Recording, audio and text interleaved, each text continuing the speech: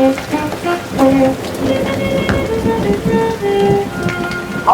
across on the rolling lane, now as they come rolling down. Don't forget the rolling late, on the rolling, rolling, rolling, rolling. Where's the yellow float?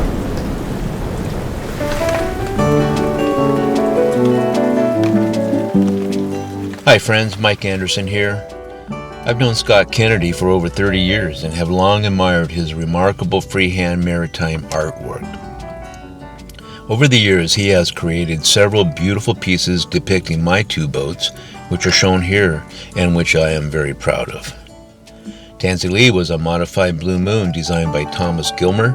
The house and deck arrangement was redesigned by my mentor, Robert S. Dorris, naval architect in Newport Beach, California. Serena was 18 feet on deck, 27 feet overall, and was a ferro-cement gaff-rigged topsail canoe yawl, designed by J. Benford. She had a one-banger Volvo diesel, and with her gaff rig and jackyard topsail set and pulling, she was a delight to see tacking up the harbor.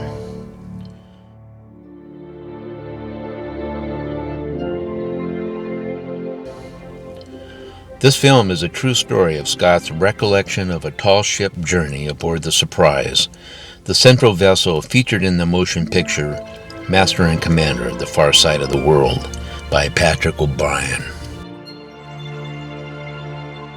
It is wonderful to be here on the Rose, a real full-rigged ship, which is now called the Surprise.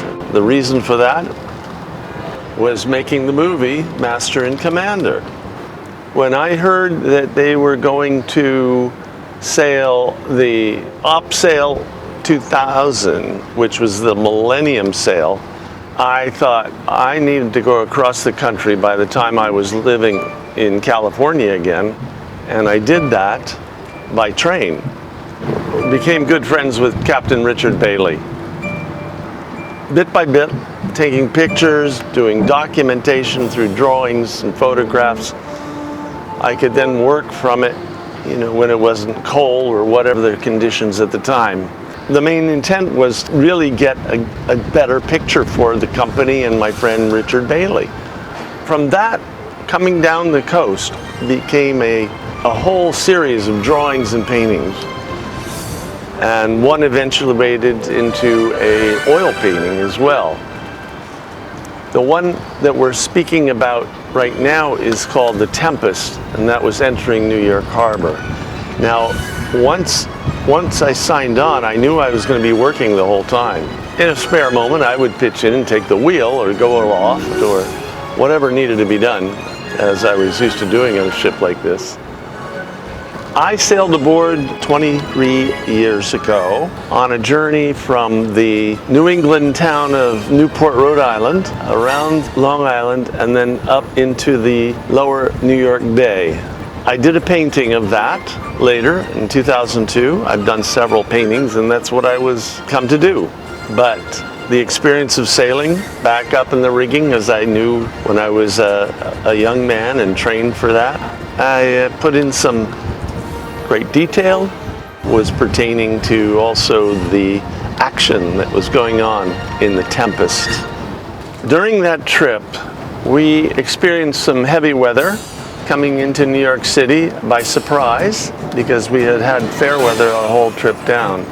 And while I was already up, the rest of the crew furling the sails for coming into the harbor of New York, I was on the second yardarm up with about 8 other people and securing the sail, fisting it in, big heavy canvas. It became completely soaked immediately by a huge line squall, gale force wind, and just whipped us down, heeling the boat over. I was able to do that soaking wet. A squall is coming in, and stormy seas are rolling in as the first mate of Dalders out to firm this yardarm. With everybody else and come down and finish the rest of the voyage into the harbor.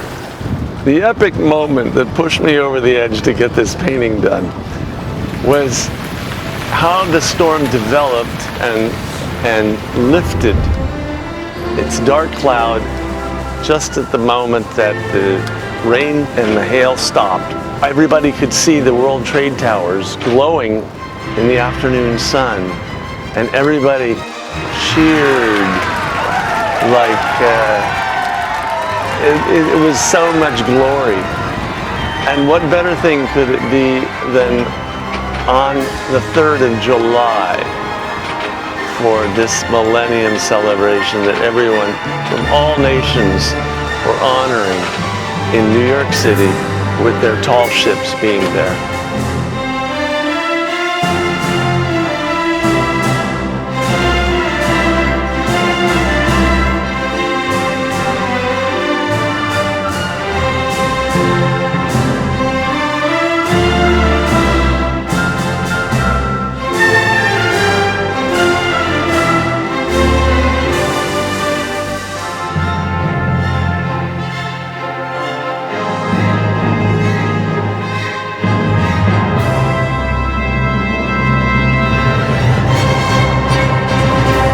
I felt good about getting the work done that I needed. And when I was thoroughly convinced I had done the right job, I went back down to my house in Ensenada. And there I began the work and then created the original work, Tempest, which is in watercolor. And at that time, that was 2 years later, in the year 2002, I see the ship there laying in Ensenada Harbor, 5 blocks from my house.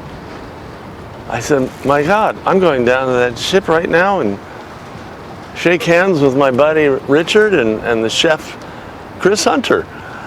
And so the relationship was restarted back in Mexico, as it had been hired by the Fox Studios and therefore had to be changed for the meticulous detail that director Peter Weir required to be an authentic replica of that era what Master and Commander was filmed in. So a lot of things on the ship that you'll see now were not there when I sailed it. However, Captain Bailey, in afterthought, was liking the changes. However, so much of it was polyester, Kevlar, and nylon and whatnot that were not really used on the ship. However, it created a much more aesthetic value, but it would not be used again in that sense unless it was rebuilt into solid wood and all the gear put back on it. But it would be in that fashion in terms of the grace and aesthetics. Every so often I would go up to Rosarito Beach where the Fox Studios were, and I was able to witness just about everything going on around and do drawings and go to the different meetups with the Fox Studios, and we did quite a bit together that 4 months that they were there in port. We were able to take photographs and see what they were doing with the infinity pool, which was a fascinating piece of gear where they were able to use some of it that filmed the Titanic. Well, there you could imagine seeing the ship, a full-rigged ship on the water in the ocean, because the blend of the horizon and the actual ocean beyond, impossible to notice the difference. Genial maneuver that they could work with. Plus it was on a gyroscope in this pool, which could move the ship in any angle or direction that the director desired. So it was a fascinating operation altogether. I did a photograph looking at the 2 model ships in Rosarito, one being the Rose, or the Surprise, on the gyro.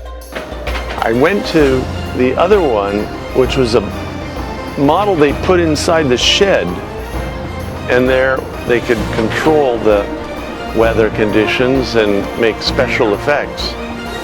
And there you could see the broken bowsprit after a battle was done, a faux battle, which was inside the studio, to make that scene, and so therefore the broken bowsprit in the picture. They had gone to so much effort to make these models in such perfect form. One of the models is out to pasture, weeds growing all over it, things falling off, belaying pins still, the lines, the sails that they used, they were just pushed out to pasture. I took a few photos, but that's, yeah, it was sad to see. However, it was just a model. Well, now we have the real thing right here in front of us, under my feet.